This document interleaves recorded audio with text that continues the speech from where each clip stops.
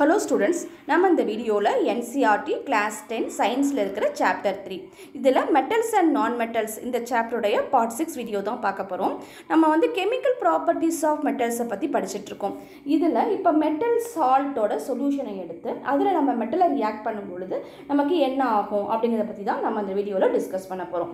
சரி, இதுக்கு முன்னாடி பாத்தீங்கன்னா chemical properties of metals நம்ம தெரிஞ்சுக்கிறதுக்கு சில மெட்டல்ஸோட சாம்பிளை எடுத்து அதை நம்ம வந்து ஏர்ல வந்து burn பண்ணும் பொழுதோ இல்ல வாட்டரோட ஆசிடோட ரியாக்ட் ஆகும் பொழுதோ அந்த மெட்டல்ஸ்ல இருந்து நமக்கு என்ன மாறுது, என்ன நமக்கு உருவாகுது அப்படிங்கறத பத்திலாம் நம்ம பார்த்துட்டோம் இல்லீங்களா. இப்போ வந்து fourth ரியாக்ஷன் என்ன அப்படினு பாத்தீங்கன்னா how do metals react with solutions of other metal salts. So வேற metal salt solution ஆக்கி அந்த சொல்யூஷனுக்குள்ள மெட்டலை வந்து நம்ம வைக்கும் பொழுது நமக்கு என்ன நடக்குது அப்படிங்கறத பத்தி தான் பார்க்க போறோம். இதுக்கு ஆக்டிவிட்டி 3.12 செய்றோம். இதுல take a clean wire of copper and iron nail. இதுக்கு நம்ம எடுத்துக்கிட்ட மெட்டீரியல் என்னன்னா காப்பர் வயர் எடுத்துஇருக்கோம், அயன் நெயில் எடுத்துஇருக்கோம். ஓகேங்களா, இது ரெண்டுமே க்ளீனா இருக்கணும். ஸோ புது அயன் நெயில் எடுத்துக்கிட்டீங்க அப்படின்னா அது மேலே எந்த ரஸ்ட்டும் நமக்கு இருக்காது. ஸோ அது க்ளீனா இருக்கும். அதே மாதிரி காப்பர் வயரையும் க்ளீன் பண்ணி வச்சுக்கோங்க. ஓகேங்களா, சரி, இப்போ இந்த ரெண்டு மெட்டல் எடுத்தாச்சு. Put the copper wire in a solution of iron sulfate and the iron nail in a solution of copper sulfate taken in test tube. இப்போ நீங்க ரெண்டு டெஸ்ட் டியூப் எடுத்துக்கிட்டு ஒரு டெஸ்ட் டியூப்ல அயன் சல்ஃபேட் சொல்யூஷனும் ஒரு டெஸ்ட் டியூப்ல காப்பர் சல்ஃபேட் சொல்யூஷனும் எடுத்துக்கோங்க. ஓகேங்களா, iron sulphate சொல்யூஷனுக்குள்ளர copper வயரை tip பண்ணி வைக்கணும், காப்பர் சல்ஃபேட் சொல்யூஷனுக்குள்ளர அயன் நெயில வந்து டிப் பண்ணி வைக்கணும். ஓகேங்களா, ஸோ இந்த செட்டப் பாருங்க, நமக்கு வந்து புக்கில் கொடுத்துருப்பாங்க. ஸோ புக்கில் வந்து இந்த மாதிரி தான் இருக்கும். ஓகேவா, ஸோ ஒரு ரெண்டு டெஸ்ட் டியூப் எடுத்திருக்கோம். First test tube, second test tube. இல்லை ஃபர்ஸ்ட் டெஸ்ட் டியூப்ல எடுத்துக்கிறது வந்து காப்பர் சல்ஃபேட் சொல்யூஷன். ஏன்னா ப்ளூ கலர்ல இருக்கு பார்த்தீங்களா, இதை வச்சு நம்ம ஐடென்டிஃபை பண்ணிடலாம். ஸோ காப்பர் சல்ஃபேட் சொல்யூஷனாக இருந்துச்சுன்னா ப்ளூ கலர் நமக்கு இருக்கும்னு. ஓகேங்களா, சரி, இதில் வந்து அயன் நெயில டிப் பண்ணி வச்சிருக்கோம். ஸோ கார்க் போட்டு க்ளோஸ் பண்ணியாச்சு. அதே மாதிரி பார்த்தீங்கன்னா இன்னொரு செகண்ட் டெஸ்ட் டியூப்ல வந்து அயன் சல்ஃபேட் சொல்யூஷனை எடுத்திருக்கோம். இதில் வந்து காப்பர் ஒயரை வந்து டிப் பண்ணி வச்சிருக்கோம். ஸோ இதையும் வந்து ஒரு கார்க் போட்டு மூடி க்ளோஸ் பண்ணியாச்சு. ஓகேங்களா, ஸோ இதுதான் வந்து அந்த எக்ஸ்பெரிமெண்ட். இப்போ நம்ம கொஞ்சம் நேரம் கழிச்சு இந்த எக்ஸ்பெரிமெண்ட்டில் என்ன ரியாக்ஷன் நமக்கு நடந்திருக்கு அப்படிங்கிறத அப்சர்வ் பண்ணி சில கொஷின்ஸுக்கு நம்ம ஆன்சர் பண்ண போகிறோம். ஓகே, சரி, record your observation after 20 minutes. 20 minutes கழிச்சு நமக்கு என்ன தெரியுது அப்படிங்கிறத அப்சர்வ் பண்ணி பார்ப்போம். ஆஃப்டர் 20 மினிட்ஸ் இந்த blue CuSO4 solution changes to green. அதாவது CuSO4னா காப்பர் சல்ஃபேட் இல்லைங்களா.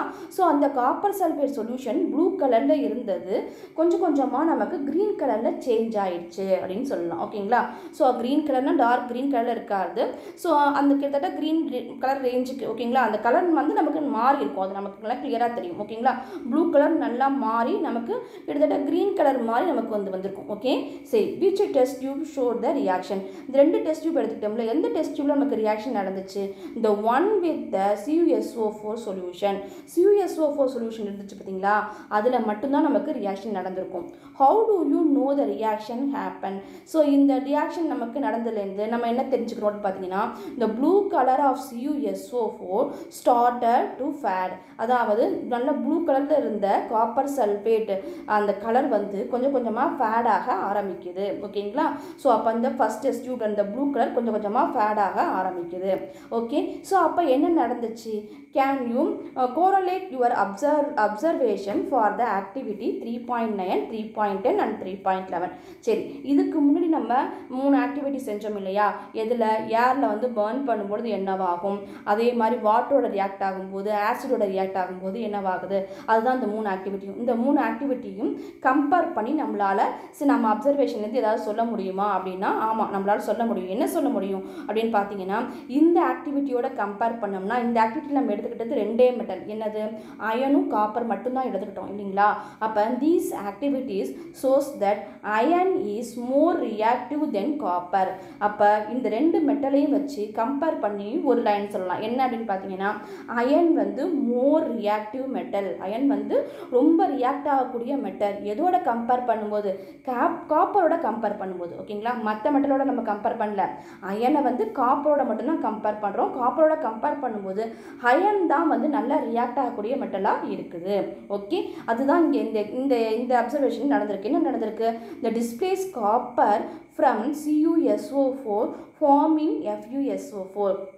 அதனால் இந்த காப்பர் சல்ஃபேட் சொல்யூஷன் எடுத்துக்கிட்டோம் இல்லையா, அதில் உள்ள CuSO4ல் உள்ள Cu எடுத்துகிட்டு ரிமூவ் ஆகிட்டு காப்பர் இருந்து அதுலேருந்து டிஸ்பிளேஸ் ஆகிடுச்சு, ஃபார்மிங் FeSO4. அது FeSO4 சொல்யூஷனாக மாறிடுச்சு. அப்போ நம்ம எடுத்துக்கிட்ட இந்த எக்ஸ்பிரிமெண்ட்டில், அதாவது ஆக்டிவிட்டி 3.12ல் நம்ம எடுத்துக்கிட்ட டெஸ்ட் டியூப்பில் இருக்கக்கூடிய CuSO4ல் உள்ள Cu காப்பர் வந்து டிஸ்பிளேஸ் ஆகி FeSO4ஆக நமக்கு மாறிடுச்சு, அயன் சல்ஃபேட்டாக நமக்கு மாறிடுச்சு. ஓகே, சரி, இதுக்கான ஈக்குவேஷன் நம்ம எழுதலாமா? Write the balance chemical equation for the reaction that has taken place. So இப்போ இந்த இங்கே நடந்த ரியாக்ஷன் எழுதணும் அப்படின்னா Fe அயன் நெயில் வச்சோம்ல, அதுதான் சாலிட் இல்லைங்களா. அப்போ Fe ப்ளஸ் CuSO4 சொல்யூஷன் இல்லைங்களா, அதை எடுத்துட்டோம்னா FeSO4, அதாவது இங்கே இருக்க Cu வந்து டிஸ்பிளேஸ் ஆகிடுச்சு, வெளியில் போயிடுச்சு, இந்த Fe வந்து இந்த இடத்துல வந்துடுச்சு. அப்போ FeSO4ஆக நமக்கு மாறிடுச்சு அது சொல்யூஷன். அப்போ Cu தனியாக நமக்கு கிடச்சிருச்சு. சரி, இந்த டைப் ஆஃப் ரியாக்ஷனுக்கு பேர் என்ன? நம்ம ஆல்ரெடி டிஸ்பிளேஸ் ஆச்சுன்னு சொன்னோம் இல்லையா. அப்போ this is the displacement reaction. Displacement ரியாக்ஷன்னா என்ன அப்படிங்கிறத நம்ம ஆல்ரெடி ஃபஸ்ட்டு சாப்டர்லேயே படிச்சிருக்கோம். ஓகே, ஸோ அந்த உள்ள வீடியோஸ் எல்லாம் பாருங்கள். கண்டினியூவாக நமக்கு சாப்டர் ஒன்னோட ஒன்று லிங்க் ஆகிட்டே இருக்கும், அதனால் நீங்கள் வரிசையாக படித்தா தான் நமக்கு புரியும். சரி, ஓகே. வேறு மோர் reactive metal replace the less reactive one from its components. அப்போ டிஸ்பிளேஸ்மெண்ட் ரியாக்ஷன்னா என்னென்னா, மோர் ரியாக்டிவ் மெட்டல் என்ன பண்ணும், லெஸ் ரியாக்டிவ் மெட்டலை அந்த இடத்துலேருந்து ரிமூவ் பண்ணிவிட்டு இது போய் அங்கே ஃபில் ஆகும். ஓகேங்களா. அப்போ அந்த ஈக்குவேஷனை பாருங்கள், Fe தான் மோர் ரியாக்டிவ் மெட்டல், அதனால தான் இது Cuவில் இருக்க CuSO4ல் இருக்க Cuவை ரிமூவ் பண்ணிவிட்டு இது அந்த இடத்துல போய் உட்காந்துருது. ஓகேங்களா. சரி, இதுதான் வந்து இங்கே நடந்திருக்கு. அப்போ Fe மோர் ரியாக்டிவ் மெட்டல், Cu வந்து காப்பர் வந்து லெஸ் ரியாக்டிவ் மெட்டல். ஓகே, சரி, இந்த ரியாக்ஷன் இந்த நம்ம 4 ரியாக்ஷனும் படித்தோம் இல்லையா. அதாவது ஏரில் வந்து பர்ன் ஆகும்போது, வாட்டரில் ரியாக்ட் ஆகும் பொழுது, ஆசிடில் ரியாக்ட் ஆகும் பொழுது, இப்போ அதர் மெட்டல் சால்ட்டோட சொல்யூஷனில் ரியாக்ட் ஆகும் பொழுது நமக்கு என்னென்ன ரியாக்ஷன் நடந்துச்சு, எது ஹையாக ரியாக்ட் ஆச்சு, எது லோவாக ரியாக்ட் ஆச்சு, நம்ம நிறைய மெட்டல்ஸோட சாம்பிள்ஸை எடுத்துக்கிட்டு நம்ம இந்த எக்ஸ்பெரிமெண்ட்லாம் செஞ்சு பார்த்தோம் இல்லைங்களா. ஸோ இந்த எக்ஸ்பெரிமெண்ட்டை வச்சு நம்ம கிடச்ச மெட்டல்ஸில் எது வந்து ஹை ரியாக்டிவ், எது லோ ரியாக்டிவ் அப்படின்னு நம்ம ஒரு ஆர்டர் படி எழுதணும். அதுதான் ரியாக்டிவ் சீரீஸ் அப்படிங்கிறது. ஸோ இந்த ரியாக்டிவ் சீரீஸ் எதுக்கு இம்பார்ட்டன்ட் பார்த்தீங்கன்னா, நமக்கு 1 மார்க்கில் நிறைய கேட்பாங்க. 2-3 மெட்டல்ஸை கொடுத்துட்டு அசெண்டிங் ஆர்டரில் எழுதுங்க, டிசெண்டிங் ஆர்டரில் எழுதுங்க, எது ரியாக்ஷன் ஆகிற அந்த கெப்பாசிட்டியை வச்சு நீங்கள் அசெண்டிங் ஆர்டரில் எழுதுங்க, டிசெண்டிங் ஆர்டரில் எழுதுங்கன்னு கேட்பாங்க. அதே மாதிரி ரியாக்ஷன் சீரீஸில் எது வந்து எந்த மெட்டல் முன்னாடி வரும், எது வந்து லாஸ்ட்டில் வரும் அப்படிங்கிறதான் கேட்பாங்க. ஓகேங்களா. சரி, நமக்கு இந்த புக்கில் இந்த டேப்லெட் காலம் கொடுத்துருக்காங்க. அந்த டேப்லெட் காலம் ரொம்ப ரொம்ப இம்பார்ட்டன்ட்.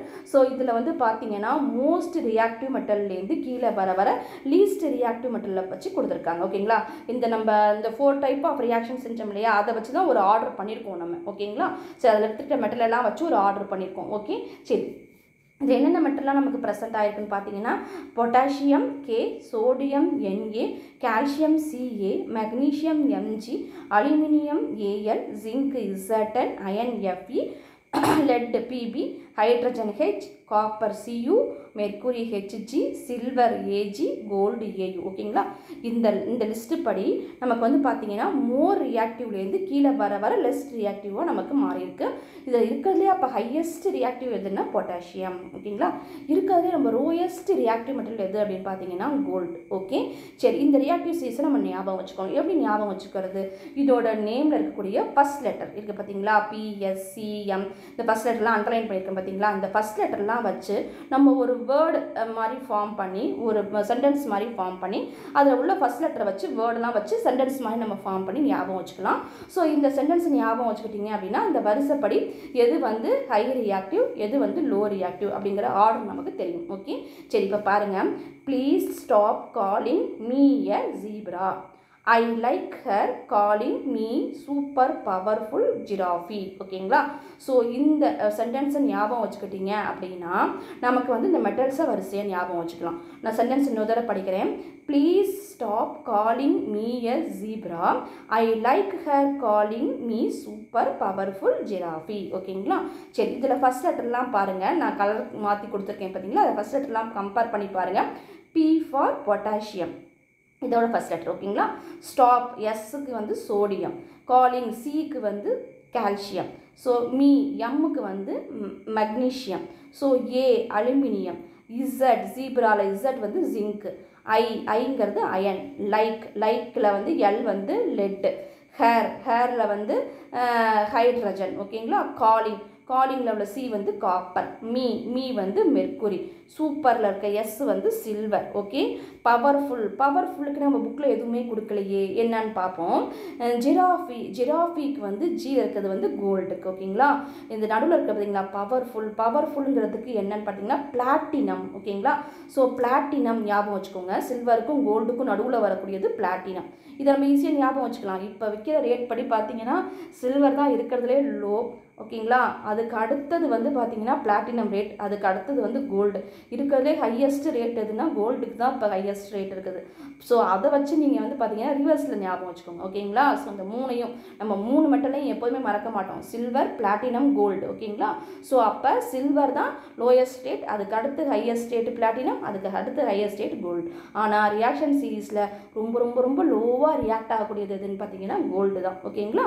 சரி, அப்போ இந்த ஃபர்ஸ்ட் லெட்டர் ஞாபகம் வச்சுக்கிட்டு இந்த சென்டென்ஸை மனப்பாடம் பண்ணிட்டீங்கன்னா ரியாக்டிவ் சீரிஸ் நமக்கு ரொம்ப ஈஸியாக நமக்கு புரியும். ஓகேங்களா.